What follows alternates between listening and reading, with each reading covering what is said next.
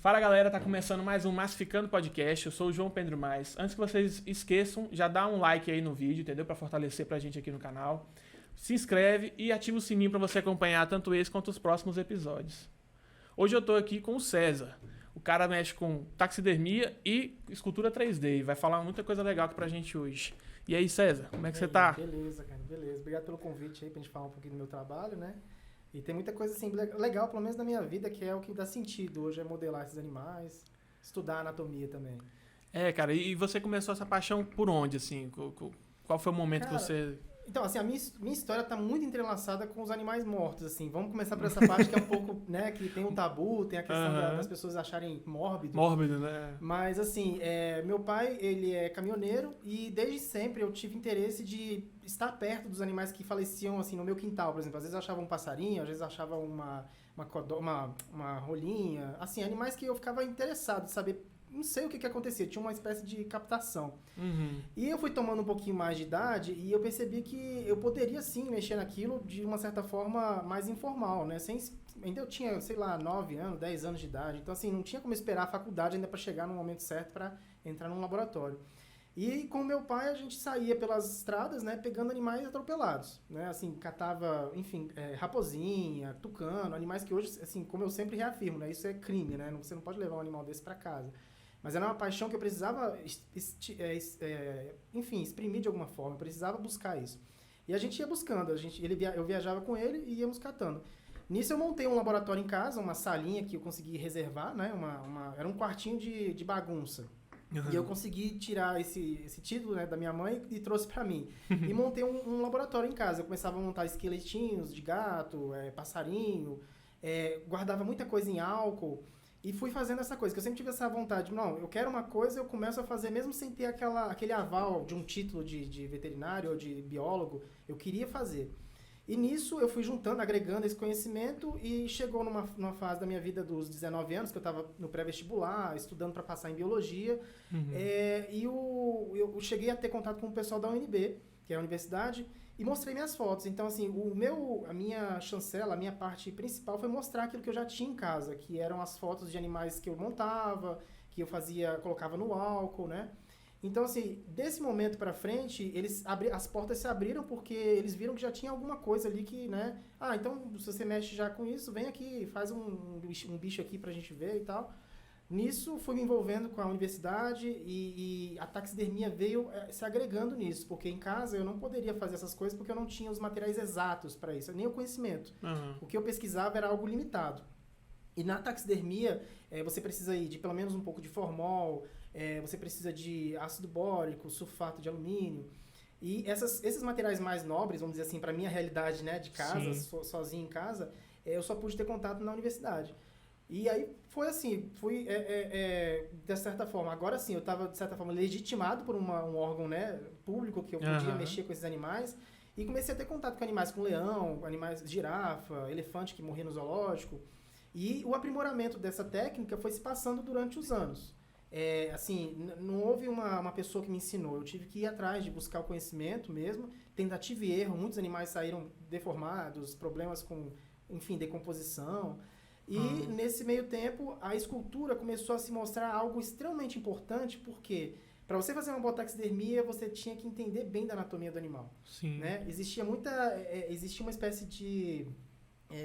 eram mal faladas as taxidermias, por exemplo, do zoológico, pessoas que já faziam isso por conta justamente, tal fulano faz, mas não é tão bem feito, eu ficava com aquilo na cabeça, né? E quando eu comecei a fazer, realmente é uma coisa difícil, não é fácil. Sim. Né? Mesmo eu querendo fazer bem feito, você coloca a pele seca, ela se deforma, o animal se modifica. E nisso eu percebi que a anatomia, junto com a escultura, era a chave para melhorar o meu trabalho. Né? Então você vê que tem uma origem aí desde a infância, que eu não sei explicar exatamente por que eu gostava tanto de pegar aqueles animais mortos, mas isso se encaixou de uma forma tão estranha, porque eu fui fazendo a minha vida naquele laboratório. De repente a universidade chegou sem eu passar no vestibular, me chamaram para fazer parte de estagiar e me envolver. E aí eu tô lá na universidade desde então, porque eu passei num concurso público para taxidermista e eu me firmei totalmente nisso agora. Assim, no caso, a minha vida profissional gira em torno disso no momento, né? Para fora, eu já faço outros trabalhos de escultura, porque né, eu não poderia vender as taxidermias. E assim, tenho que, de certa forma, até não incentivar, porque, por exemplo, eu sou contra a caça, né? Eu sei que existe a caça legalizada do javali, caças que são para controle de população. Sim. Mas eu ainda não consigo entender, assim, não consigo... Eu sigo muitas pessoas, e pessoas me seguem no Instagram, pessoas que caçam girafa, leão, e eu fico assim tentando realmente entender aonde que tá o desejo de você aniquilar o animal e que é o que se diz por esporte, né? O cara que esporte. acha que é um esporte você matar um animal. Exato, ali. Exato, cara. E assim, eu tento entender, porque assim, às vezes eu tento, como filósofo, na minha formação de filósofo, eu tento me colocar no lugar do outro para entender qual é a origem do sentimento, da vontade de ter um animal que você caçou, de se vangloriar nisso. Eu não consigo ainda encaixar na minha cabeça, entendeu? Porque ali você tá, às vezes, até atrapalhando o ecossistema, né? Porque tem uns que são totalmente, assim, predatórios mesmo, porque, por exemplo, o rinoceronte, que um monte de gente mata pra tirar só o chifre, né? O elefante pra tirar a presa, né? Exatamente. E, assim, é uma prática que ainda é muito comum. Sítios de caça que são legalizados, que são permitidos, as pessoas vão lá, pagam milhões de dólares, enfim, posso estar exagerando, mas são dólares, né? Já são algo assim, já é caro. E aí as pessoas vão para lá caçar animais que estão em plena saúde, animais, por exemplo, o leão que tem a juba negra, que é um animal mais raro ainda, que é um animal mais saudável, mais forte, e vão lá e caçam esses animais. Eu, sinceramente, eu tento ver qual é a cultura de caça, onde ela gera. Então, a taxidermia nesse ponto, eu tento não incentivar que você pode fazer isso em qualquer lugar. Não, eu gosto desse modelo de estudo para a universidade, para o museu. Você fica próximo do animal que faleceu por uma causa natural ou por algum motivo que foi independente de um assassinato, de uma caça.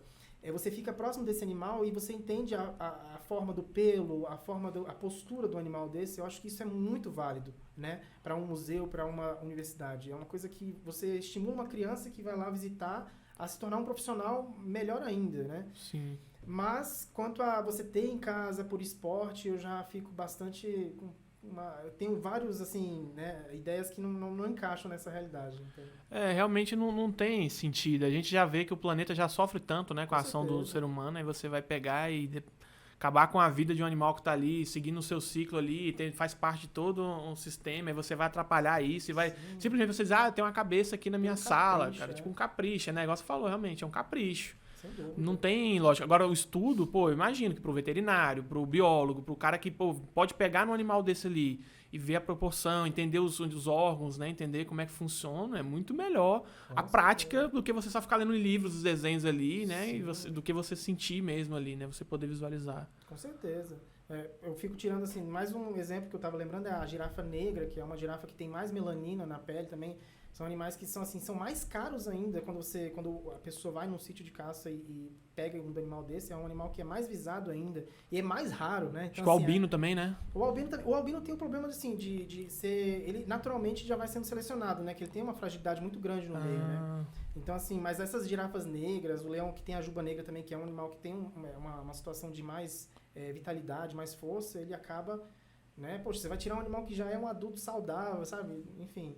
Exatamente vamos supor assim, um espécie exímio, né? Um exemplo da espécie em grande potência, você vai e tira ele da natureza, mata ele.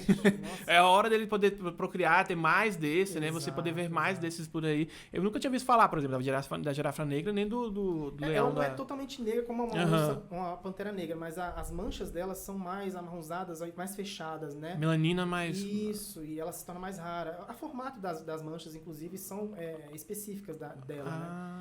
Mas, de todo jeito, tem essa questão. E eu fico nesse impasse, porque é uma coisa que, durante o processo de aprendizado da taxidermia, eu tinha um desejo muito forte de, nossa, eu quero promover isso, eu acho lindo. Eu não percebia que o meu amor, o meu carinho pela taxidermia era diferente do que girava no mundo. Sim. Né? Por exemplo, eu não entendia porque que no Brasil as pessoas não taxidermizavam. Enfim, depois eu fui entendendo que existia tanta parte que as pessoas achavam mórbido, quanto a parte das pessoas que caçavam.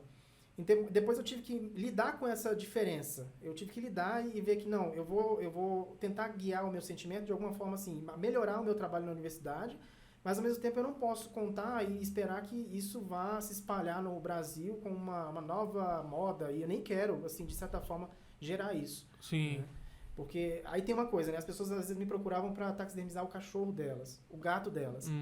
Então, aí eu pensava, poxa, legal, eu tenho uma paixão de fazer isso. Uma vez eu dissequei o meu próprio labrador quando ele faleceu. Caramba. E assim, eu percebi que o meu desejo era diferente do deles. Sei. As pessoas não têm convivência com cadáveres, com animais mortos. E quando elas se deparam com a morte, é algo muito forte para elas. Sim. E uma coisa é você contar com um cachorrinho meio doente, aí você falar, olha, eu quero fazer ele quando ele morrer. Sim. Outra coisa é quando ele tá morto. Porque é uma diferença bem grande. Não interage mais. Você vai ficar vendo ele ali todo dia, mas você já sabe que já foi, né? E fora, assim, a responsabilidade em cima de mim, que é você captar todo o movimento, todo cachorro, todo gato tem a sua personalidade, os seus movimentos próprios. Para eu exprimir isso do nada, porque eu não tive convivência com o animal, mal teria uma foto para ter referência. E você trazer isso para um modelo de isopor, para ser vestido a pele, é uma responsabilidade muito alta. O cara tem que ter uma consciência muito grande, e nem sempre isso vai acontecer, para desculpar qualquer coisa que fuja às ideias dele, né? Verdade. Porque é algo muito pessoal, né? Algo muito, assim, que hoje vira parte da família, então para eles é um significado, igual você falou, você pegar na natureza, ninguém vai saber, mas esse leão, ele não sei lá, não ficava desse jeito. Exato. Não vai se portar com a posição, não vai se portar com, né, com o jeito. É um leão. Agora o cachorro que você pegou vai ser, o meu cachorro se chama Anubis, né? Esse aqui vai ser o Anubis, não é mais um cachorro galgo qualquer, entendeu? Então tem essa questão. E aí eu fui deixando e percebendo isso. A partir do momento que eu comecei a me envolver e perceber isso na minha volta, eu tive que readequar as minhas expectativas.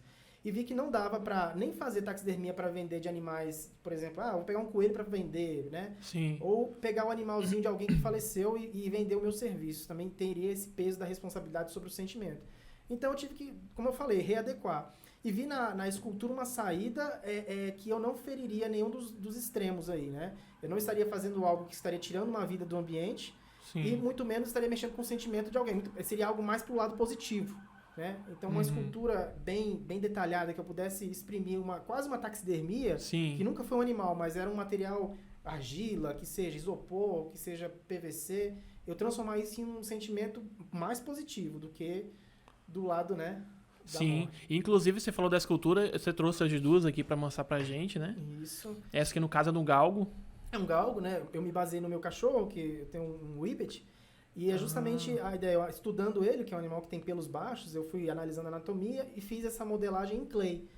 Clay, assim, as pessoas que gostam de trabalhar com modelagem, é uma argila à base de petróleo, que você derrete para você modelar. Depois que você deixa ela um tempo, ela vai esfriando e ela fica numa rigidez, assim. É uma rigidez que dá para tirar moldes. E feito isso, você pode reutilizar ela para fazer outras modelagens. Que bacana. Então, essa daqui foi feita em clay, depois eu tirei molde de silicone e ele foi feito em resina de poliuretano, que é uma resina bem firme. Inclusive, é usada na taxidermia essa resina de poliuretano. Você passa ela por dentro da pele do animal? Então, como eu construo um manequim, né, na taxidermia exatamente com esse material, né? Por exemplo, sem orelhas, claro, porque as orelhas estariam na pele, e eu vou vestir o couro nesse manequim de poliuretano, entendeu? Aí os olhos eu fabrico, no caso de resina poliéster, resina epóxi, faço os olhos eles serem vítreos, né, serem realistas. Tipo a pintura mesmo, você pinta o olho ali. Faço uma pigmentação como se fosse a córnea, no caso. A córnea não, a íris, que é a parte colorida do olho, eu faço de acordo com a cor do animal. No caso, se for um gato, eu faço a pupila fendida, se for um tigre, pupila redonda. Caramba. Entendeu? E esse aqui é o exemplo do material em si, que é um material resistente e bastante leve. E esse aqui, pra quem tá em casa, não percebe, mas ele é muito leve, ó. Esse aqui dá pra segurar, apesar de ser uma peça grande, ó, a gente consegue segurar ela assim, porque é uma resina, né, que ela não tem uma densidade muito grande, né, ela é muito... Tem muito volume e pouca... Ela tem uma resistência, você sente que é uma peça rígida, porém ela não pesa. E aí, Isso lá no mercado exterior, né, no caso na Europa, nos Estados Unidos, são vendidos manequins já prontos, como esses, assim, no caso de busto, de veado, de leão, girafa. Esses bustos, eles são vendidos de, tipo assim, diferentes tamanhos, né? Aí o cara, ele compra esse busto e veste a pele que ele caçou, né? Trata essa pele, claro, mas ele veste num manequim próximo a isso, entende? Ah, legal. Sim, não sei se é por ignorância minha, claro, mas eu pensava que você fazia como se fosse um esqueleto de arame, alguma coisa do tipo, e usava a própria pele do animal já como uma capa e só preenchia ela com algum feltro, sei lá, alguma coisa assim, não sei. Essa ideia não tá nada errada, na verdade, porque assim, no Brasil, como não existe investimento nem mercado que consuma esse tipo de trabalho, o que os zoológicos acabam fazendo? Usando arame, usando palha. E isso danifica a qualidade do material, danifica a qualidade e o resultado da peça. Por isso que existe muitas vezes assim, umas falas assim, negativas sobre o trabalho aqui no Brasil. A taxidermia tá mal feita, tá torta, por causa da questão do investimento mesmo. Um material desse aí não é um material tão barato para você fazer um animal inteiro. Né? Então, qual é a saída do brasileiro? Ele sempre se vira, né? Então ele improvisa. Arame, palha. E aí acaba que você só de encher uma pele, ela vira uma bola vira um estofado, né? Fica uma almofada, Isso. né? Porque aquele negócio sem deformado mesmo. Não cria, igual você falou, por exemplo, agora no tigre aqui, que você pode mostrar aqui. O tigre tem as nuances todas da musculatura, né? Dá pra gente ver que ele tem aqui a diferença do abdômen aqui. Exato. O tônus muscular, principalmente. Você tem aqui, no caso, o deltoide, que é um músculo que nós temos, né? O deltoide, no tigre também ocorre. No caso aqui, o tríceps dele. São músculos que você tem que ter noção na anatomia humana e nos animais também ocorre da mesma forma. Ou mais evoluído ou menos, né? Você tem aquela diferença só de cada espécie. Sim. Mas é exatamente isso. Você ter a postura do animal prévia e você vestir uma pele nesse material, aí sim você vai ter um bom resultado. Agora, você simplesmente encher ele de algodão... Fica muito próximo do real, né? Fica muito mais realista. Esse aqui, no caso, até mostrar pro pessoal, isso aqui, no caso, você fez o olho também, né? Esse eu só pintei. Só ele pintou, mas já ele ficou reduzido. muito próximo. Dá pra ver aqui? O bigode também, né? Esse bigode que você fez como? Então, eu fiz ele de fios de poliéster, né? Fios de poliéster. A gente pode ver, ó. Inclusive, a gente estava até comentando de um detalhe, né? Que era o detalhe aqui do órgão, né? O órgão sexual dele. O estudo, né? Sim, que a gente, se puder ver aqui, ó, é uma coisa engraçada que a gente estava comentando. Porque para quem tem gato, isso é bastante óbvio, né? Comum, que né? o pênis do gato, enfim, do macho, ele é um pênis que fica na região caudal. Virado aqui, quase que totalmente para trás. Deu pra ver? E para quem tem cachorro, sabe que os cachorros, né, tem o pênis voltado para frente, numa região completamente diferente. Então, assim, para você fazer um modelo desses, você tem que ter o estudo claro na sua mente que você não está fazendo um corpo de cachorro e uma cabeça de felino. O corpo inteiro é de felino, né? Então, Sim. Né, por mais que eles tenham os ossos com o mesmo nome, músculos com os mesmos nomes, a forma... anatomia não necessariamente é tão igual, né? Não. Você tem as origens, assim, né? No caso, eles têm a sua origem, vamos dizer assim, de mamíferos, a família e tal, mas eles não têm... Não tem como você pegar um cachorro e transformar num gato, assim, basicamente, na taxidermia. Porque foi legal, isso foi uma coisa que a gente conversou até antes, né, do podcast, mas foi um detalhe muito engraçado, porque você falou que já comprou uma onça, né? Você já viu uma... Eu comprei um modelo pelo Mercado Livre, assim... um modelo que vendia internet. E esse modelo veio com anatomia completamente... Um erro crasso, assim, do pênis virado pra frente. Tava aqui como do cachorro, que na verdade não tem nada a ver, né? O felino seria outro. Me ofendeu. Eu tentei arrancar o pênis dela pra poder ficar com pelo menos a escultura em mãos. Aí depois eu desisti, quebrei a escultura porque eu queria estudar o material depois disso. Porque eu gastei uns quase R$200 nessa escultura. Eu pensei, não, pelo menos eu quero entender o material que ela é feita. Aí eu quebrei a escultura pra enxergar dentro dela. Ah, legal. E aí, no caso, essa aqui foi a resina que você falou, qual é o nome dela? Essa é resina de poliuretano. Poliuretano. Aí essa aqui foi de qual material? Essa é cerâmica fria, né? Ela não vai no forno como o barro ou a argila, mas ela pega uma forma muito boa para você trabalhar modelos desse tamanho. E você consegue trabalhar ela por horas sem ela enrijecer? Como é que é? Então, esse eu trabalhei por camadas. Então, eu fiz um leve esqueleto de arame com as proporções do animal e fui acrescentando material, né? Como ela seca em poucos minutos, assim, a gente vai acrescentando material. Ah, entendi. Você viu que acrescentou demais, dá para lixar e o trabalho é mais ou menos esse. Aí depois você mesmo já faz a pintura. Isso, a pintura fui eu, né, baseado num tigre branco, até porque lá onde eu tô trabalhando, no caso, tem um tigre branco, 2 tigres no freezer me esperando para taxidermizar. E eu queria fazer o estudo antes disso, né? Porque é uma coisa muito séria, os animais raros desses, né? Branco mesmo que você tem lá? Tigre branco. Caramba. Eram os únicos tigres brancos aqui de Brasília, né? Que eles faleceram, enfim. E eles estão me esperando, né? Para poder... Só estou aguardando material da UNB, que tem toda essa questão de né, os insumos, materiais, para eu poder conseguir fazer eles realmente, né, acontecerem. Sim. É que você falou aquela hora do material, do tipo de resina, né, do formol. São coisas que, assim, você falou, é bom o pessoal entender que não é uma coisa que qualquer um pode ir lá e comprar, né? São materiais específicos, você tem que ter uma licença, você tem que ter, né, todo um processo para pegar esse material, né? Para ser bem claro, assim, mais o formol, né, que tem a licença, a acetona também, que se produz, enfim, refino de drogas ilícitas e tudo, a acetona, o peróxido de hidrogênio, são materiais que a gente não consegue comprar livremente. Né? Então, assim, a universidade tem que fazer essa compra. E, no caso, as resinas não. As resinas a gente consegue comprar, elas são caríssimas. A questão já começa a pegar a questão do órgão público, né? Que às vezes ele não compra o material que você precisa. Assim, você não pode requerer uma marca determinada. Você pode até pedir, né? Mas, assim, a marca... Porque, às vezes, o melhor material, infelizmente, é o mais caro, né? Sim, não tem verdade. como você balancear esse tipo de coisa.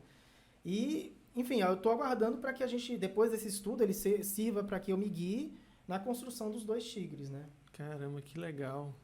E aí esses tigres eles estavam lá no zoológico? Eram do zoológico, eram de visitação aberta e tudo. Ocorreu vários problemas com eles e tal.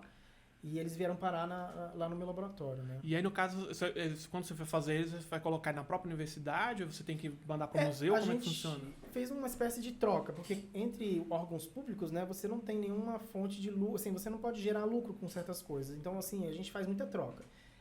O que aconteceu? O tigre anterior a esses 2 brancos tinha morrido um de bengala. E a gente combinou o seguinte, eu faria a taxidermia, devolveria para o zoológico e ficaria com o esqueleto desse tigre. Porque tem esse detalhe. Animais como felinos, você consegue remover todo o esqueleto e montar um esqueleto completamente do lado dele e fazer a taxidermia. Então viram 2 animais ao mesmo tempo. Caramba, entendeu? Você consegue, vamos dizer assim, 2 esculturas, duas peças, né? Ao mesmo tempo. E aí a gente está imaginando que isso vai acontecer novamente com esses tigres brancos, que a gente vai fazer a montagem da taxidermia e o esqueleto vai ficar, ou a gente leva o esqueleto para lá, enfim, vai ser permuta. Né? E é um detalhe legal de você lembrar assim, que alguns animais emblemáticos, como o tigre, um animal que você não é da nossa fauna, né, algo tão raro, é bom você aproveitar o máximo possível do que esse animal tem a oferecer. Né?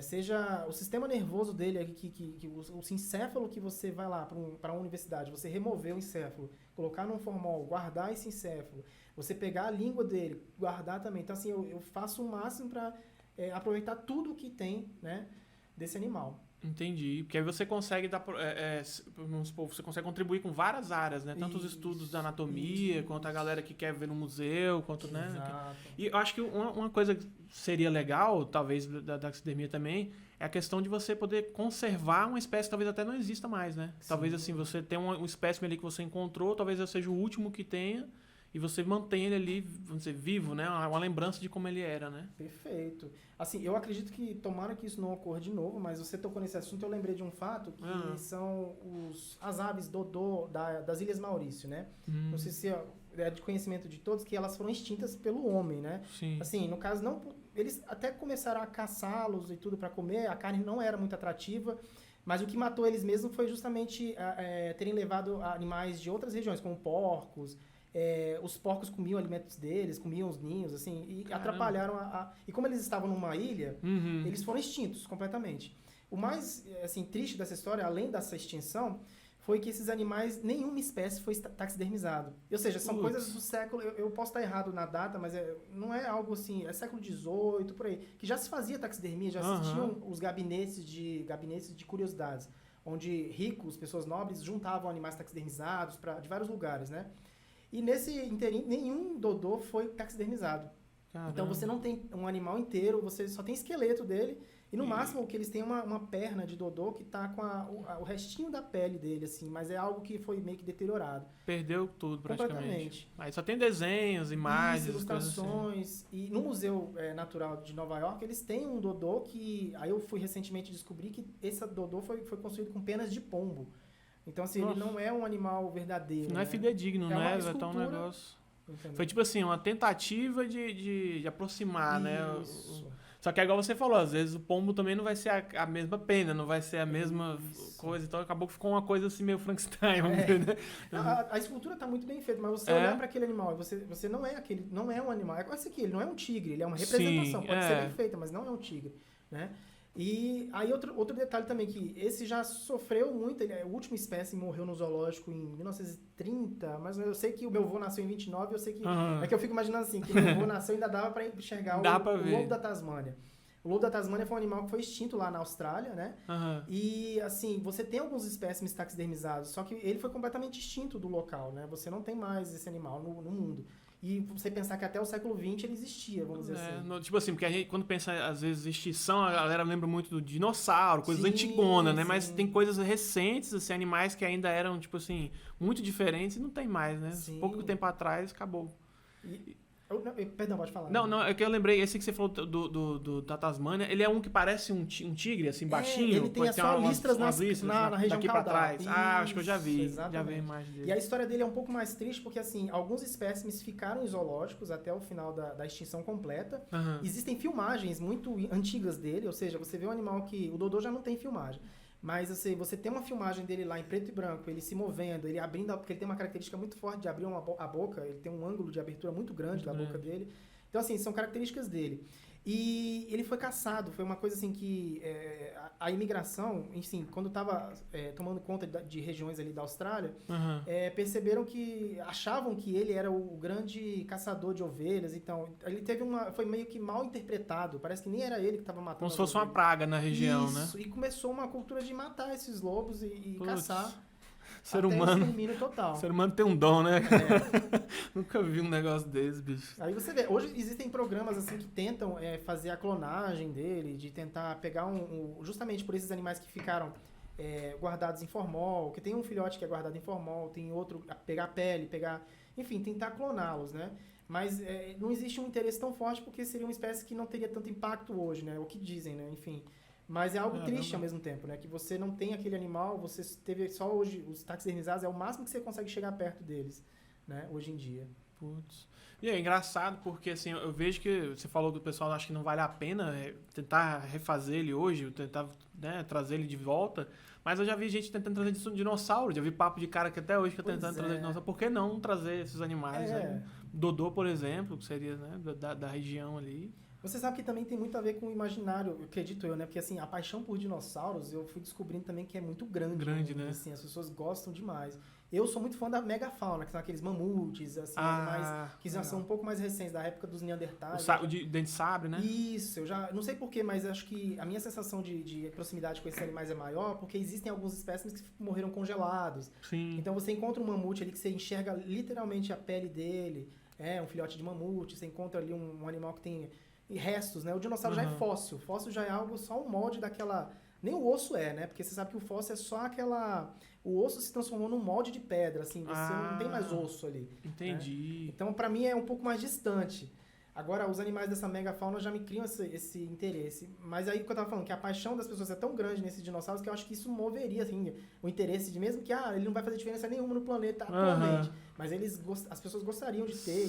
Ainda mais com os filmes, né? Os filmes. O Jurassic Park. Eu mesmo, quando era pequeno, eu quis ser paleontólogo, porque quando eu vi os primeiros filmes do Jurassic Park. Porque, tipo, na época eu não fazia nem ideia do que era. Você só imaginava o cara lá com um pincelzinho. Exato. Aí depois que você pensa, cara, exige uma paciência, porque até você achar um negócio, igual você falou, nem tinha essa noção, que na verdade então não é nem o osso. O fóssil seria a marca que ficou ali do osso. Porque o osso mesmo, o carbonato de cálcio, o colágeno, tudo ele vai...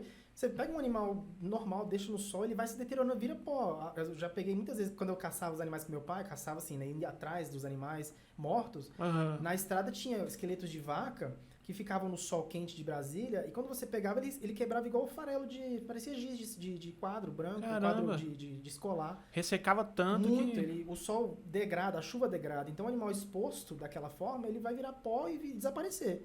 Agora, a sorte desses fósseis é que eles tinham como é que eu posso dizer? O ambiente correto, de certa forma, para conseguir manter pelo menos o molde deles, né? Para milhões de anos depois você conseguir enxergar.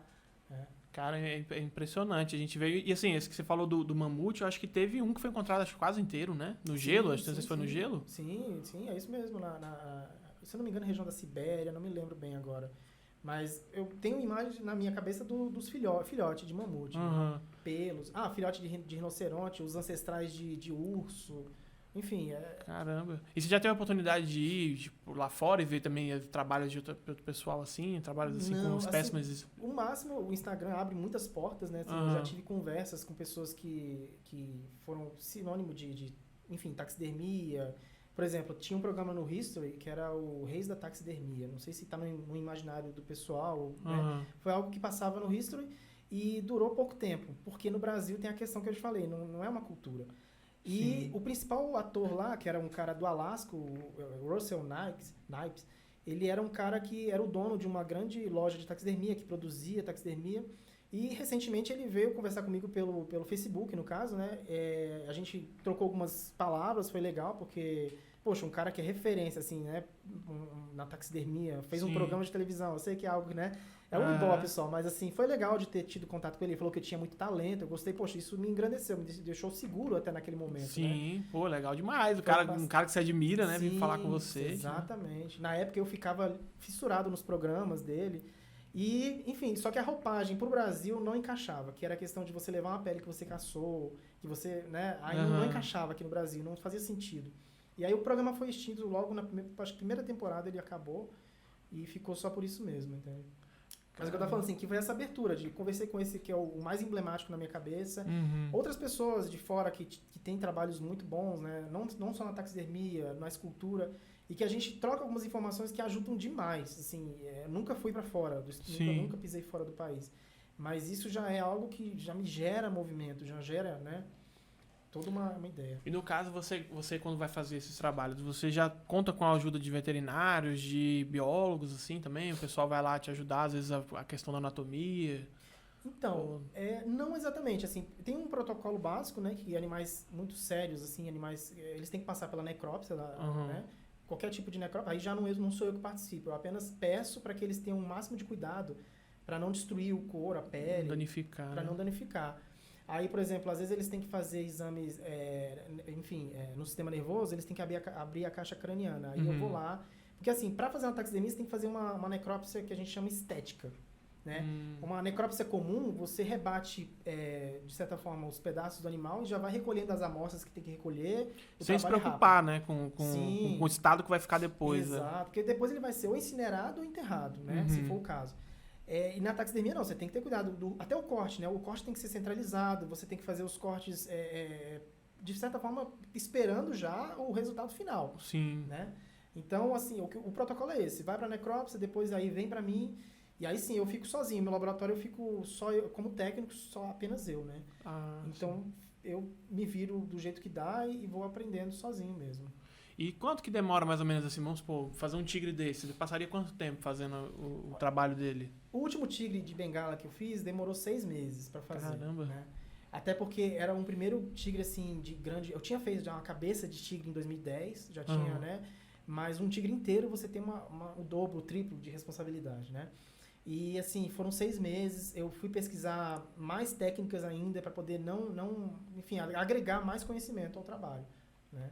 Entendi. E como é que você preenche ele? Geralmente, o que você usa para preencher? Você falou que usa essa resina agora para criar tipo um molde, né?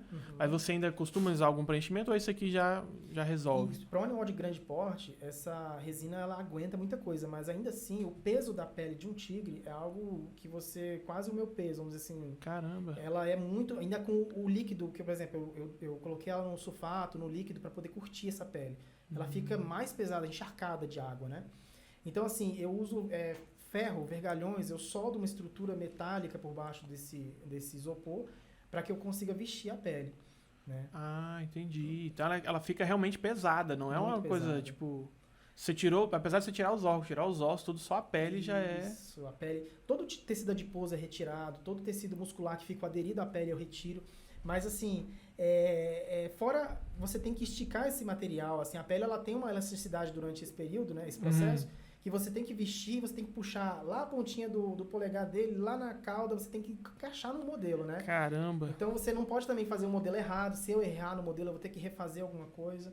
E E uma coisa que aconteceu que, infelizmente, assim, quando o elefante de Brasília faleceu, eles me convidaram para ir tentar ver a possibilidade de fazer. Só que, assim, não só dos estudos que eu já tinha feito anteriormente sobre as pessoas que fizeram elefantes no mundo, quando eu percebi que eu teria que fazer não só uma pele enorme, eu teria que ter um material, uma estrutura muito maior do que a que eu estava acostumado, eu, infelizmente, inviabilizou. Né? Era outro porte, né? Porte completamente diferente. Eu estimei que eu teria que usar uma piscina para curtir a pele dele. Caramba! Né? Eu teria que ter talhas, aqueles equipamentos que você iria guinchar aquela pele. Eu teria que realmente, pedir uma equipe. Uma equipe, né? Sozinho. Porque não é só uma questão de... É uma área muito grande. Quando você começa a limpar, por exemplo, o pé de um elefante, vamos dizer, eu nem sei a proporção direito, mas você limpar a gordura interna de um pé de um elefante, até você chegar na última perna, ela já está em autólise. A autólise é o processo de decomposição. Então, eu vou ter que ter alguém lá enquanto eu estou fazendo aqui, né? Se eu demorar um dia e meio fazendo uma perna, até chegar na outra, já está apodrecida, né? Isso que eu ia te perguntar, porque você falou que durou 6 meses, então você... Porque tem um prazo para você também fazer as coisas, porque senão, mesmo assim, continua decompondo. Mesmo que você passe produtos e tal. Porque existem etapas, né? O que acontece? Não foram 6 meses com ele... completamente montado, assim. Por exemplo, chegou o animal, a gente já tá, nas primeiras 12 horas eu já corro para tirar a pele. Essa pele, imediatamente eu recorro ao freezer para congelar, né? Nisso, a carcaça dele, eu já começo a tirar medidas ou molde para poder fazer o modelo de poliuretano. Entendeu? Porque, como eu te falei, aqui não existe um mercado que eu vou lá e, eu quero um tigre, compro um tigre pronto, né? Eu vou ter que fazer de acordo com esse animal. Então, assim, esses 6 meses se dividem em etapas desse processo. Coloquei a pele no freezer, fui fazer o modelo, aí depois tirei a pele do freezer, curti essa pele, tratei essa pele, devolvi ela pro freezer para ela ficar guardada, continuei fazendo o modelo, aí depois vesti as duas, adaptei, porque às vezes não encaixou muito bem, aí eu vou fazendo esse encaixe. E depois de pronto, ele tipo assim, não tem como acontecer de novo a decomposição. Ele já chega numa etapa que ele não entra mais em... Isso. Ou você tem que fazer uma manutenção, Não, assim, sendo bem feito, assim, cuidado com toda essa... Tecido adiposo tem que retirar tudo, toda a água do corpo tem que remover. Você fazendo todo esse processo certo, você não vai ter problemas no decorrer do tempo. É claro que ele não vai aguentar chuva, não vai aguentar sol, né? Então, ele tem que ficar num ambiente controlado. Né? Claro. Mas assim, você tem a possibilidade dele... Como eu falei, a primeira peça de tigre que eu fiz foi há 12 anos atrás, em 2010. Ela tá lá intacta até hoje, né? Foi só uma cabeça, mas assim, a promessa é de que tudo que eu fiz até hoje nunca deu problema nenhum de se decompor, de se esfarelar, né? E no caso os dentes, por exemplo, você também tem que fabricar ou porque o pessoal deve querer, né, para estudar, ou não, deixam também perfeito. lá? Não, perfeito a sua pergunta, porque assim, os dentes, a mucosa da boca, né? Eu faço um projeto só para isso, porque, por exemplo, o crânio, lembra que eu montei um esqueleto à parte? Eu montei, o crânio foi junto, foi fora, para fora. Então, para eu remontar ele de boca aberta, eu tenho que fazer um molde dessa boca ou construir de oil clay. Sim. Aí, por exemplo, toda a mucosa, palato da boca, todos os detalhes internos eu tenho que observar e fazer ele ser próximo. A gengiva, né? O encaixe dos dentes, para que ele possa, pelo menos, ter a boca aberta corretamente, né? Caramba, que cabuloso. É um trabalho muito incrível mesmo. As unhas também você também teria que fabricar. Sim, como dos felinos ela fica retrátil, os tigres eu dei essa questão. Eu não expus porque não faria sentido. Quando ele apoia no chão, as unhas acabam se retraindo mesmo, naturalmente. Só que quando ele faz o movimento de esticar o braço, de pronação, aí que elas aparecem. Ela sai. Isso, aí nesse momento que se eu estivesse numa posição que ela realmente mostraria as garras, aí eu colocaria. Mas fora isso, não é necessário. E dentre essas espécies, assim, tem uma que você fala assim, cara, essa é chata, é difícil de mexer. Tipo, tem alguma que é muito... Eu tive, assim, eu vou dizer que eu adoro da nossa fauna, né? As antas. As antas são maravilhosas, assim, são animais muito pacíficos, são maravilhosos em sentido de anatomia e tudo. Mas eu tive péssimas experiências, assim, no sentido de que a pele delas, ela é um paquiderme, né? Elas têm uma pele muito espessa. Sim. E assim, não é só tirar tecido adiposo, ela tem a própria pele dela é grossa, né?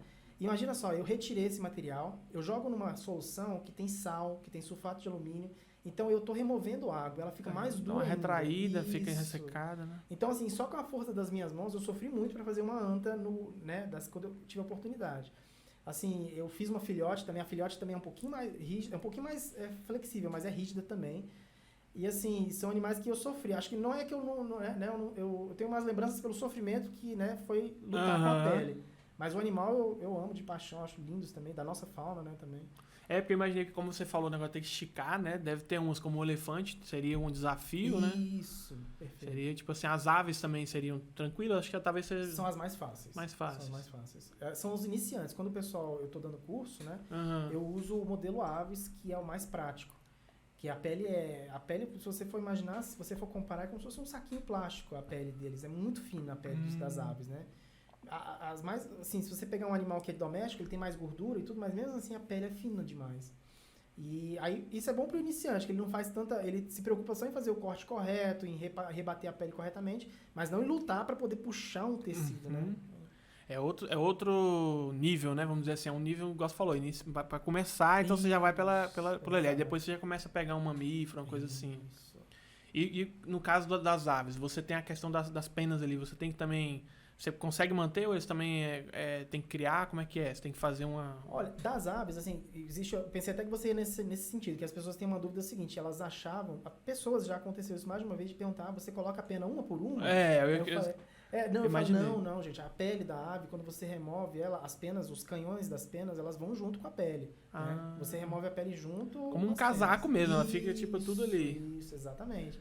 Só que assim, existem aves e aves, né? Tem aves que você tem aqui, por exemplo, até as araras, né? Que existem uma face mais pelada, que tem uma tonalidade. O tucano, que tem uma carne aqui em volta do olho. Isso eu tenho que recriar posteriormente em resina, em poliuretano, enfim. Porque são materiais que a pele em si, quando você deixa ela secar simplesmente in natura, aceita. Ela não vai ficar com a tonalidade natural, porque as aves são coloridas, são extremamente... são animais que têm uma coloração ímpar, né? Caramba, então assim, o bico delas também, eles levam ou você tem que fazer também? Isso, é que tá, né? Também depende do animal. Por exemplo, o tucano, infelizmente, né, falando dessa forma, existe muita serventia de tucanos atropelados que vão lá pro laboratório, infelizmente. Com essa taxa muito alta de tucanos, eu acabo usando o crânio do tucano na própria pele.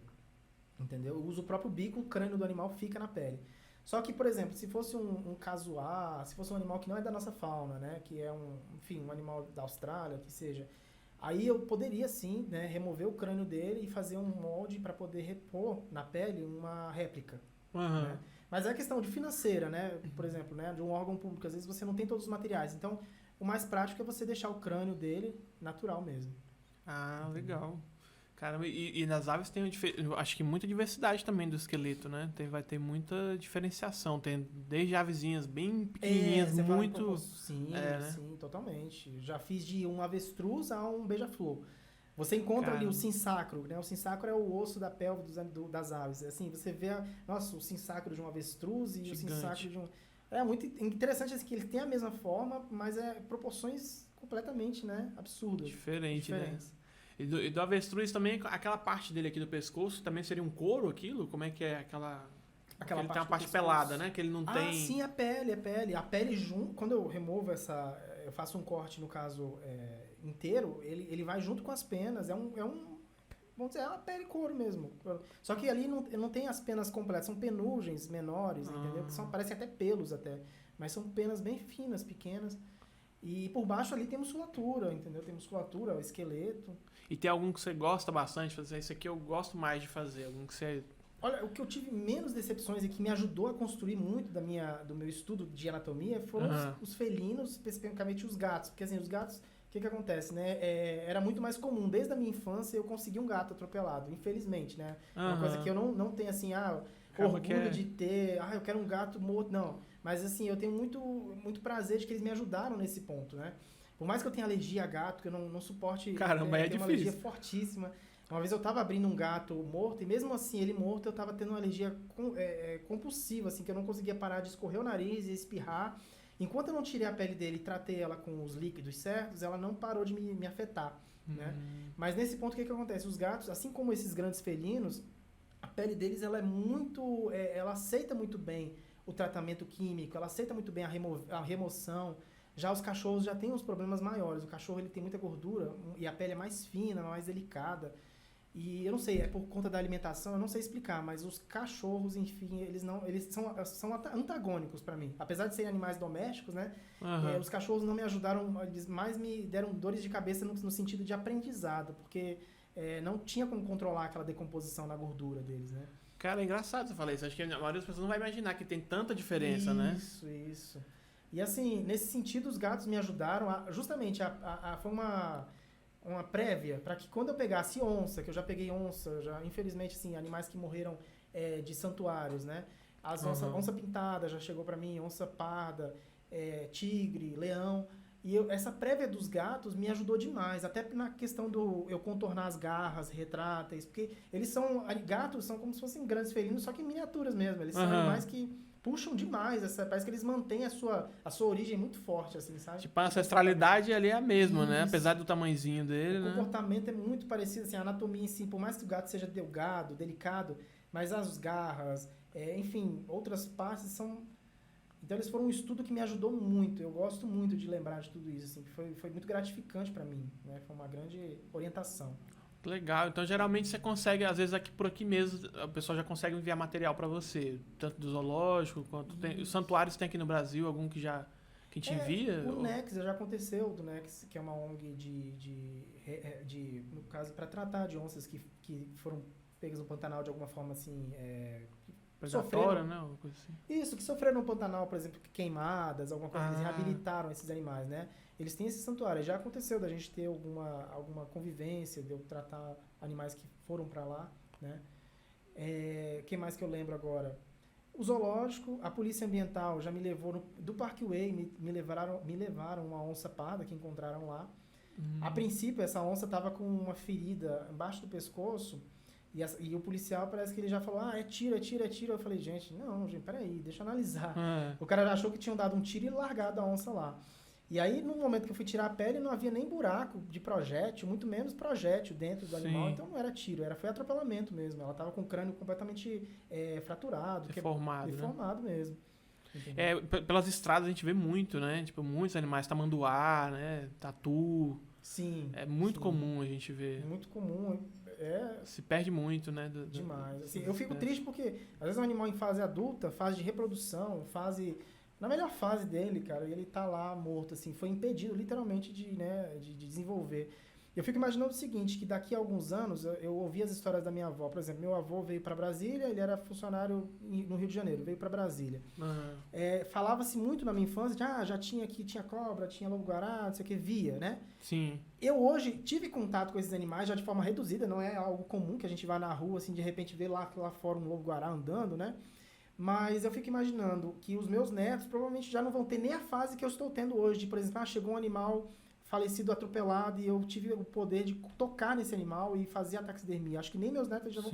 Você entende que vai ser uma diminuição a cada vez maior? Eu imagino que seja isso, sabe? De não ter essas peças preservadas, cada vez vão ver menos isso. Não, eu digo dos animais vivos mesmo, da população em geral. Entendi. A expansão, né, urbanística, tudo ela está se expandindo cada vez mais, lógico, né? E o que era no passado já algo muito vasto, que eu já ficava assim, sonhando, como eu vou falava, tinha animais e tal e tal. A população está reduzindo tanto, né? E tão rápido, né? Dos animais que fica difícil, né? Eu acho que os meus netos, provavelmente, já não vão ter nem a experiência de numa faculdade, de repente, eu imagino que isso vai acontecer dessa forma, né? Chegou um animal atropelado, que a gente tem essa possibilidade hoje ainda, né? Mas eu acredito que isso vai ficar menor ainda. Caramba, infelizmente, né? A gente tem essa realidade aí. Porque muita gente acha que às vezes o animal apareceu na cidade, pensa que o animal está invadindo a cidade. Mas na verdade é a cidade que está indo cada vez mais, né? Para dentro da... E nesse contexto que você falou, é exatamente o que eu vejo, que isso vai diminuir mais ainda. Nem o animal vai aparecer mais, porque não vai ter mais. Assim, eu acredito que seja, infelizmente, assim, esse caminho que está seguindo. Entende? E infelizmente acho que pode acontecer de perder espécie, que às vezes nem descobriu, né?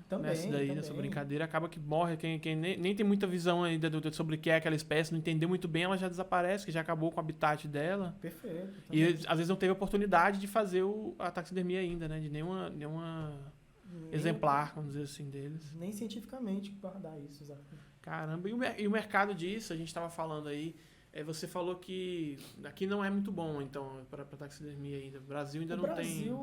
E eu louvo assim, que seja assim, de certa forma. Eu gostaria que na universidade, pelo menos, houvesse um investimento maior, um estudo mais detalhado para você fazer peças melhores e tudo. Mas no Brasil não existe essa cultura, né, de você ter esses animais. Então não gira o mercado, não gira a procura, não gira, né? Mas tem uma procura externa, as pessoas costumam importar talvez daqui, não? Demais. Só que aí isso é restrito a pessoas que realmente com poder aquisitivo muito bom e que tem esse desejo tão forte a ponto de falar, não, eu preciso importar uma taxidermia ou comprar um modelo de fora, sabe? Isso existe. Porque me procuram para isso, às vezes a pessoa me liga, eu queria modelo de um búfalo que eu não tenho, né?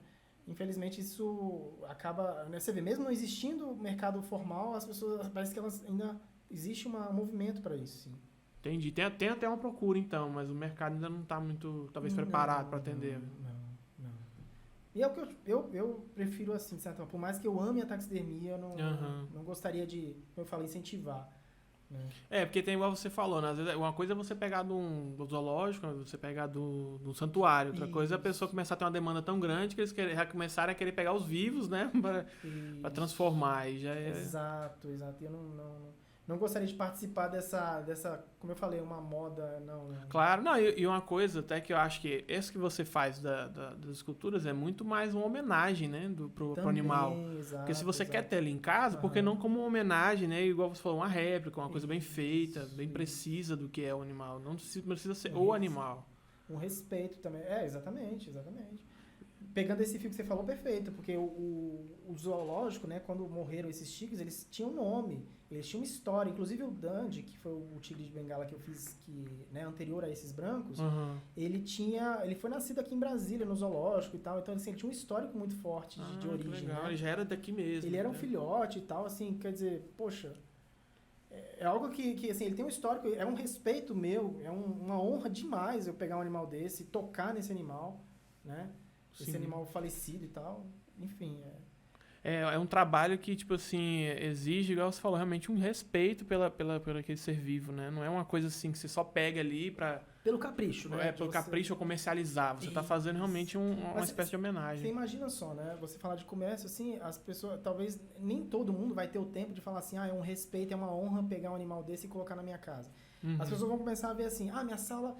Eu quero uma decoração nova na minha sala. Aí começa a inventar, eu vou colocar uma cabeça de uma girafa morta aqui. Tipo assim, aí começa a inventar coisas que já são justamente pro outro lado. Um lado de, como é que eu posso dizer?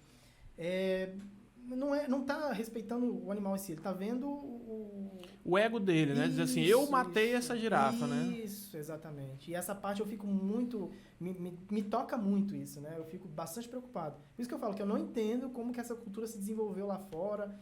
Eu até entenderia, por exemplo, se você recapitular, se você for fazer uma... se você se colocar no passado, por exemplo, que você não tinha esse desenvolvimento humano, a tecnologia. Você está no meio do mato e você precisa caçar para comer. E você tem uma ameaça, por exemplo, um leão que te espreita. Você está ali todo dia querendo caçar para se alimentar.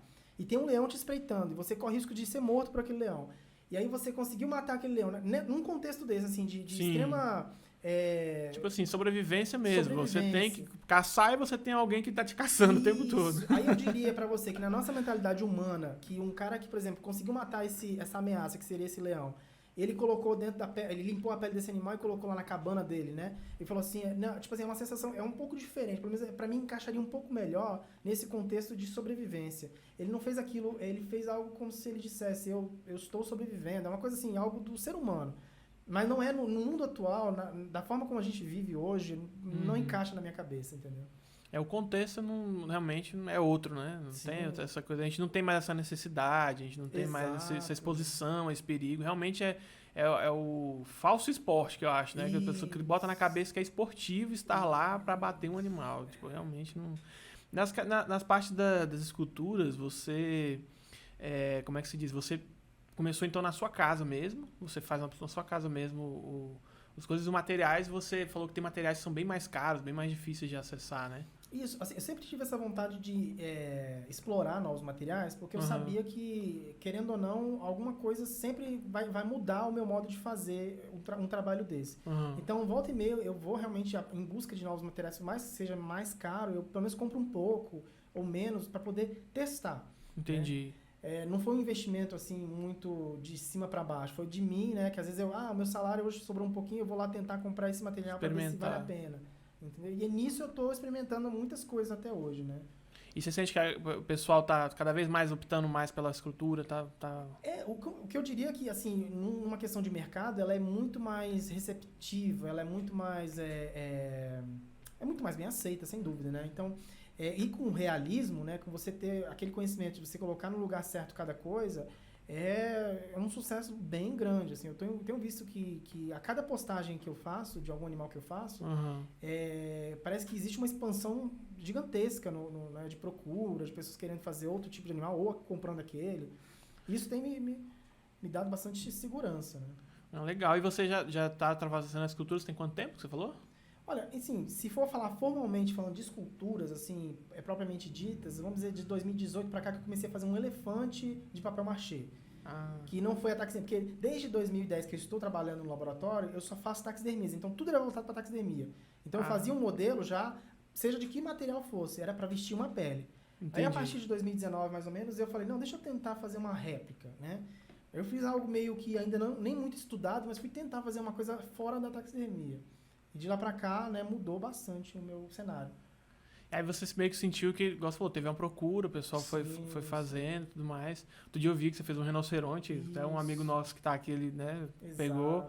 Eu achei sensacional, ficou muito, muito bom. A proporção do animal, você também desenha, você só pega imagens para referência, como é que é? Eu costumo fazer um banco de imagens, assim, se eu não tiver nada desse animal no laboratório, por exemplo, um crânio, uma pata, uma pele, se eu não tiver nada, eu faço um banco de imagens o máximo completo possível. Eu faço uma pasta de várias posições e várias. Estudo a pele do animal, estudo o comportamento, estudo várias coisas para poder agregar. Depois disso eu vou para o desenho. Aí o que eu principalmente faço na base da escultura? É um desenho de lateral e frente. Lateral e frente, no caso, em cima e embaixo, como eu vou demonstrar aqui no caso.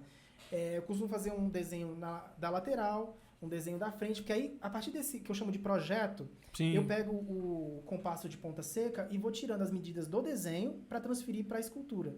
Então, eu pego uma face 2D para transformar em 3D, né? Isso se encaixa muito bem para animais que eu não tenho a menor convivência, que foi o caso do rinoceronte, que eu não tenho absolutamente nada no laboratório sobre rinocerontes. Sim, né? Verdade. E outra coisa, a espécie dele, né? Aquele rinoceronte que eu produzi, ele é da espécie do rinoceronte branco. Existe o rinoceronte negro, existe mais 2 tipos de rinoceronte. Então, assim, não é qualquer rinoceronte, tá? Entendeu? Então, tem esse estudo de desenho, de projeto. Então, todos esses animais que eu fiz, tem o projeto em casa arquivado, né? Ainda de forma arcaica, em papel mesmo, mas ficam lá. Mas é legal, porque vai que você precisa fazer de novo, né? Você já tem ali o seu banco ali de dados. Exato. Isso é muito legal. Então você ainda também tem animais então que você teria vontade ainda de falar assim, cara, esse animal eu tinha muita vontade de mexer, ainda não tive a oportunidade. Você fala pessoalmente, assim, de você poder trabalhar com ele. Sim, animais marinhos, por exemplo. Recentemente eu viajei para o sul, né? Eu tenho família no sul, e assim, visitando a praia do Rio Grande do Sul, né? Existem muitas espécies que morrem, então são trazidas pelo mar. Então são animais que são muito diferentes. Assim, as aves mesmo, litorâneas, elas possuem características que, claro, são aves, mas eu já vejo diferenças nas penas, nos ossos. Então, assim, animais do litoral são pouco explorados por mim atualmente, né? Aí seria um exemplar que você teria mamíferos vantagem, marinhos então. são maravilhosos. São animais que que prendem a respiração para entrar dentro da água. Eu acho incrível isso. Uma vez eu fui, acho que um projeto Tamar, que tinha de baleia, assim, uma carcaça de baleia, assim, era muito... Tem que ter um profissional especializado para fazer isso, né? Qualquer, tipo assim, vamos montar um esqueleto, né? Sim. Você fala que tinha um esqueleto de baleia. Um esqueleto, no caso era um esqueleto. Tá? Isso, então, o cara tem que estudar esse animal, a forma, a posição, ele não vai poder fazer uma dobra no meio da baleia, assim, sabe? Ele vai ter que colocar o esqueleto numa postura correta e tudo. Então, você tem que ter um profissional que saiba, que estude isso, né? Talvez, será que aquelas que encalham, por exemplo, seria um momento legal para pegar, fazer taxidermia? Talvez é muito rápido, não dá tempo ela decompõe muito rápido. Ela é muito possível. Eu acredito sim, se é possível, só que assim, eu mesmo tenho essa dificuldade de explicar o porquê que não existe. Assim, eu vejo muitos modelos de baleia, modelos feitos em fibra de vidro e esqueleto. Agora, a pele mesmo, eu nunca vi ninguém produzir uma taxidermia, entendeu? Assim, tamanho real ali, né? Não. No Museu de História Natural de Nova York tem uma réplica também feita em fibra de uma baleia azul, né, um tamanho natural, então assim, mas é uma réplica, né? Agora, mais encalhados, eu vejo que se transformam mais em ossos mesmo, eles fazem em ossos. E o pessoal do museu te procura bastante também? Museus de quais? Assim, aqui de Brasília ou de outro lugar para fazer Sim. exposições e tudo mais. Você já preparou peça direto para exposição? Sim. O Museu do Zoológico a gente já tem uma boa relação e tudo, né? A gente já teve várias trocas e tudo mais. O pessoal do Jardim Botânico já tentou fazer algumas visitas, assim, eles criaram um pequeno museu, um pequeno acervo, né? A gente doou algumas peças para eles. Mas é aquele negócio, aqui em Brasília até esses museus de história natural, assim, eles não têm muito... Eu não sei como é que eu posso explicar, mas ele nem se compara, claro, a uns museus assim que a gente vê, enfim, desses grandes centros, assim. Sei. Né? Geralmente são coleções. As pessoas colocam coleções, as pessoas visitam, é muito bom. Nossa, para uma criança criar seu estímulo pessoal, né? É excelente. Mas eu, assim, vejo que tem coisas lá fora, assim, que são bem... E eu tento me guiar por elas, né? Assim, vamos dizer assim, não querendo babar demais o ovo de outras pessoas. Mas viram uma referência, querendo ou não, né? Por ser outro nível. Porque outra coisa é que lá os materiais também são bem mais fáceis, né? Isso. Às vezes a produção é de lá mesmo, né? Assim, os silicones ou as resinas. Você chega aqui e transformar em dólar para real uma resina, você quebra, você não... Enfim, para você repassar isso para um cliente é algo bem difícil. Fica até inviável, às vezes, né? Exato, de fazer. Exato. E a formação do taxidermista, você falou que, no caso, você fez como essa formação? Você foi para uma universidade, você teve que fazer um curso, como é que funciona a formação? Então, como eu te falei que eu já tinha essa predisposição em casa, o que abriu as portas foi mostrar que eu já tinha alguma coisa eu sabia quando eu mostrei as fotos para o pessoal do laboratório, né? E o que acontece? No laboratório, eu fui fazendo a prática constante de dias e dias, né? Então, assim, foi uma questão de convivência, não foi o título, não foi um diploma, né? No fim das contas, quando eu me propus a fazer um concurso para o cargo de taxidermista, no caso era nível médio. Então, assim, de certa forma, a única coisa, o saber notório, tipo assim, eu tive que de certa forma, só mostrar que era um saber acumulado, que já tinha uma coisa de muito tempo e tudo. Então, assim, foi algo de tempo, de convivência, de tentativa e erro, né? Porque não existe, não teria. Então não tem um curso não tem nada assim. reconhecido pelo MEC, de taxidermia. Mas existe, você ser técnico em necrópsia, você consegue fazer um curso técnico reconhecido pelo MEC, tem um diploma e tal, aí já seria outra história. Entendeu? Entendi. É legal porque às vezes o pessoal de casa vendo pode achar interessante a área, né? Às vezes tem aí, às vezes até pessoal que tem a biologia, como você falou, né? Ou veterinários possa ter esse interesse, né? De trabalhar assim, acho que seria legal. Nesse sentido de conservar, né? De poder ajudar a manter as espécies aí, os espécimes legais que você pode ter aí, tanto para você no museu, quanto para você fazer algum tipo de trabalho externo, como você falou também. Eu acho que era legal ter esse tipo de divulgação, né? Porque é difícil a gente ver alguém falar a gente vê, às vezes, empalhou. O pessoal fala empalhado. Não, animal empalhado. Mas ninguém pensa, pô, como é que faz isso, né? Qual que é o processo por trás disso? Isso. Eu acho muito bacana. No caso, você, hoje, então você dá aula, além de você trabalhar com as vendas, você também dá aula. No laboratório eu sou responsável por montar as aulas dos alunos de medicina veterinária, montar aula, tipo assim, aula prática. Né? Aí monto prova para eles, assim, a questão das bancadas. E oriento os estagiários, né? Porque os estagiários, eles são, assim, é uma matéria que não sou eu que disponho, não sou eu que dou, mas, assim, de certa forma sou eu que estou lá por trás, né, organizando esses estagiários. E nisso eles se envolvem comigo, assim, eu estou produzindo um esqueleto, eles me ajudam a furar, a encaixar osso. Taxidermia, eu tento passar para muita gente, mas a questão é que a taxidermia parece que você precisa ter não é nem questão artística, mas você se dedicar demais para aquilo. Você tem que ter muita vontade eu quero fazer algo melhor. Porque você faz o primeiro, você se decepciona. Aí você faz o segundo, você ainda tá decepcionado. Aí lá pro terceiro, você ainda vai, entendeu? Sim. É porque, às vezes, como eu falei, a pele, enfim, a pele parece que ainda tem um pouco de vida. Ela vai se deformar, ela vai mudar. Não é fácil você controlar a expressão de um animal com a pele ainda se mexendo. Né? Sim. Então, você tem que ter paciência com você mesmo. E não é algo que hoje eu falo pra mim, pra você, que eu tô ensinando pra todo mundo, assim. É uma coisa que eu vejo, não, é uma técnica que eu até posso mostrar como é que se faz, a pessoa vai ter que decidir. Eu vou mesmo lutar aprofundar, né? Isso. Porque realmente, como você falou, é uma luta, né, pra você fazer, esticar com essa perfeição. Então, eu fiquei imaginando agora como é que você vai fechar a pele. Você tem que costurar, você tem que pregar, como é que é? Dependendo do animal, no caso dos mamíferos, a maioria é costurando mesmo. Faço costura interna, com fios de nylon, né? Nem é fio cirúrgico, que eu para não ser absorvido, ele precisa ficar lá, né? Não é igual uma cirurgia que você faz o fio vai ser absorvido ou vai soltar depois. Não pode desfazer, né? Isso. Não pode... Aí eu faço com linhas que são enceradas, que são linhas de couro até, linhas de couro de fabricação, de indústria, né? E faço a costura. Aí algumas aves, quando a gente vai colar o bico, aí eu faço com cola mesmo, eu faço para não ter nenhuma aparência de linha. Ah... E já teve algum que você falou assim, cara, desisto, não tô conseguindo fazer. Provavelmente deve ter rolado, né? Cara, então, como eu falei, foi o grande dificultador da minha vida, foi a anta, mas assim, eu não desisti dela, né? Uhum. Até porque tem esse histórico de muita gente do meu lado já tá com um ratinho na mão e já começar, não quero mais não. Aí deixa o rato lá todo aberto, né? Mas eu não desisti dela, assim, hoje eu não sou satisfeito com quase nenhum resultado que eu fiz até hoje, mas isso é pela agonia de querer melhorar sempre. Mas Entendi. essa anta foi um dos que cheguei perto, não digo que eu ia desistir, mas eu fiquei quase, chorei mesmo com ela, que foi difícil. Uma coisa também que a gente comentou, que você teve aula com um professor também, que ele mexia com a escultura, acho que humana, é humana aquela? Isso, tem o professor Jorge Eduardo, né, ele é um cara que trabalha muito com figura realista, hiperrealista de humanos, né? No caso ele trabalha assim, com silicones dos mais caros e tudo mais, que dá a aparência de pele humana. O silicone é o único que se aproxima dessa tensão, a textura, né? Dessa textura humana, da condição do corpo humano. E aí ele faz réplicas perfeitas. Assim, eu vejo que os trabalhos dele são muito encomendados, né? Tem até um cara que é um empresário rico, pediu a cabeça dele mesmo modelada nesse Caramba. silicone. Aí ele fez esse...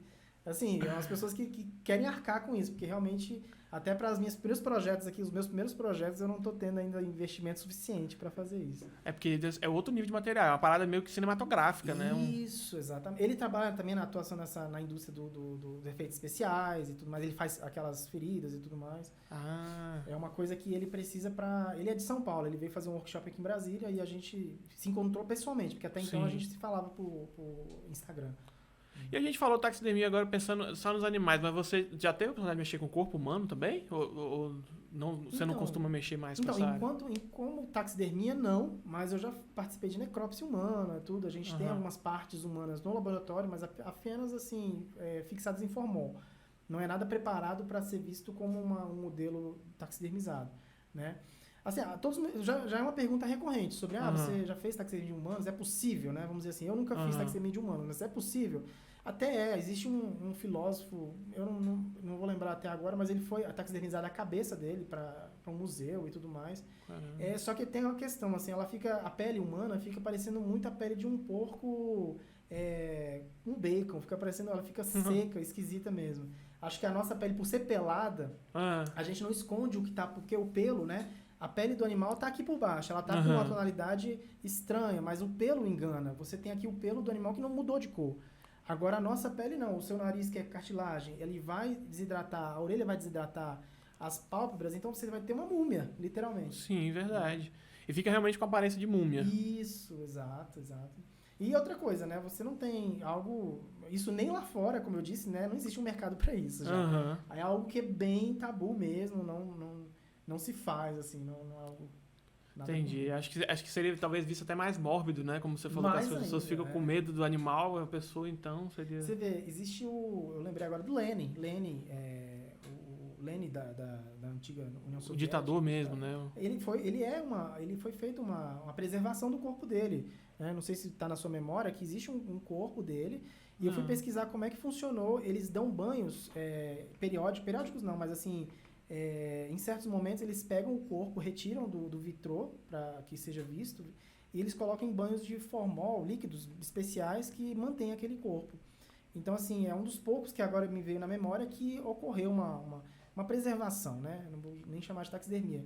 Porque eu acredito que até a musculatura dele por baixo deva ser natural, porque ele está sendo preservado em líquidos e não foi construído um manequim de Lenin para vestir a pele. No caso dele, então seria bem mais... Como é que a gente vai dizer? Mais partes dele mesmo que estão ali. É porque ele fica em exposição e fica como se ele estivesse dormindo, assim, ele tá, né, no caixão, enfim, tá deitado, assim.